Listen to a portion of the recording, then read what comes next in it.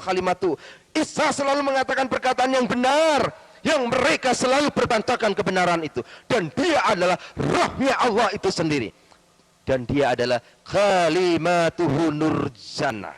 Dia adalah firman yang hidup dan cahaya surgawi. Itu Isa. Jadi orang Islam ini mengapa kok sama orang Kristen? Kita mulai kembali pada Alkitab dulu.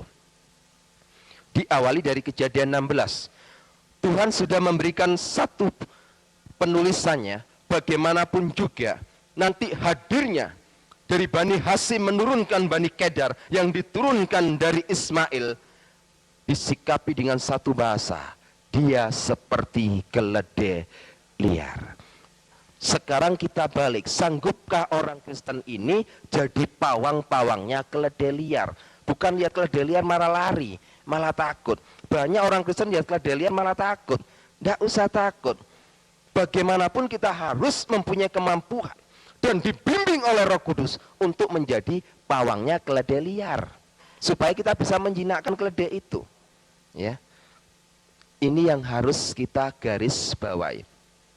Setelah saya banyak hal, 3 tahun ketika saya di Afghanistan, ada banyak pembicaraan dari tokoh-tokoh Islam di sana. Kenapa orang Islam itu bisa benci sama orang Kristen? Satu, timbulnya roh iri hati. Tidak ada satupun ayat Al-Quran yang membicarakan bahwa umat Islam ini dijamin keselamatannya. Tidak ada satupun. Dan tidak ada satupun mengatakan bahwa bangsa Arab ini adalah umat pilihan yang diberkati oleh Tuhan. Ini enggak ada. Mereka iri. Mereka bertanya, untuk apa aku percaya kepada Al-Quran?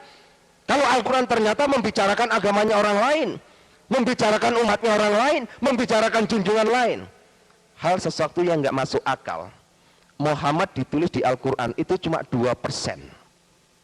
Yesus ditulis di Al-Quran 75%. Sesuatu yang aneh. Harusnya itu Yesus ditulis 2%, Muhammad ditulis 75%. Ini keterbalikannya. Sehingga banyak orang Islam mulai berpikir, kenapa kok bisa begini? Dia terus cari. Dia kepingin tahu diberkatilah ala Abraham, ala Yakub, ala Iska, dan harus ditambah ala Ismail.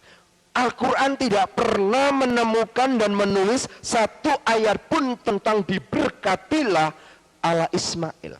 Selalu dikatakan diberkatilah ala Abraham, ala Iska, dan ala Yakub. Di manakah Ismail? Mereka protes. Mereka protes, kenapa Tuhan ini enggak adil? Sangat-sangat tidak adil. Di mana letak Ismail? Kalau kita mau kembalikan kepada Alkitab, Al-Quran ini merespon dengan kejujurannya. Kenapa? Karena Ismail menurut Alkitab memang tidak pernah ada berkat. Ya. Berkat yang dicurahkan Tuhan kepada Ismail dikarenakan satu hal, permintaan dari bapaknya. Kalau bapaknya tidak minta berkat kepada Tuhan untuk dicurahkan kepada Ismail, Tuhan nggak akan memberkati Ismail. Jadi Tuhan memberkati, menganugerahkan kepada Ismail karena permohonan Ibrahim. Sehingga Al-Quran tidak pernah, mereka mulai bingung. Kenapa? Dari kecemburuan inilah akhirnya mereka membuat satu hal yang sangat paten. Al-Quran tidak boleh dibahasakan. Al-Quran harus dibahasakan sesuai dengan bahasa aslinya. Apa yang terjadi di Indonesia? Terjadilah sebuah tatanan bahasa Iqra, tata cara membaca Al-Quran. Baca tok itu sudah ibadah. Baca tok itu sudah dapat pahala. Di akhir zaman, wong Kristen melok-melokan Iqra. Alkitab cuma dipocotok, ora dilakoni. Kalau menurut orang Islam baca Al-Quran ini dapat pahala dan ibadah. Menurut keyakinan orang membaca Alkitab ini bukan ibadah, ini bukanlah pahala. Sebab apa? Moco gak dilakoni ya percuma. Ya, banyak kan salah tafsir jemaat kepada pendeta. Pagi kita baca satu pasal. Ya sudah dibaca satu pasal, mari ditutup sudah selesai. Enggak banyak kan seperti mereka. Iqra. Dan ketika sumur yang ada di sana itu disebut sumur alif lam mim. Coba periksa nanti di Al-Quran. Tidak ada satupun ahli penterjemah yang berani mengatakan ini. Enggak ada. Enggak ada. Besar ini, ya. Dan besar ini masuk ke Masjidil Haram. ya, masuk ke Masjidil Haram untuk tempatnya ambil air wudhu. Ya. Iya, saya teruskan. Dan air sumur yang masuk ke Masjidil Haram itu tempat untuk orang-orang air wudhu. Ya, itu di pagar betis.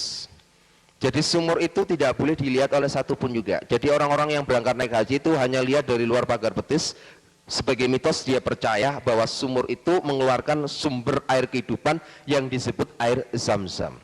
Yang boleh masuk ke sumur itu melihat, yang boleh masuk di dalamnya Ka'bah itu hanya ada 2 turunan, habaib dengan syekh. Ulama besar pun tidak akan boleh masuk kalau tidak mempunyai gelar habaib. Ya, habaib ini merupakan silsilah turunan. Ya, orang yang disebut habaib itu bukan sekedar orang Arab bisa disebut habaib, tidak semua orang Arab bisa disebut habaib. Jadi habaib ini memang ada silsilah. Orang kalau berani memberikan nama habaib berarti orang itu pasti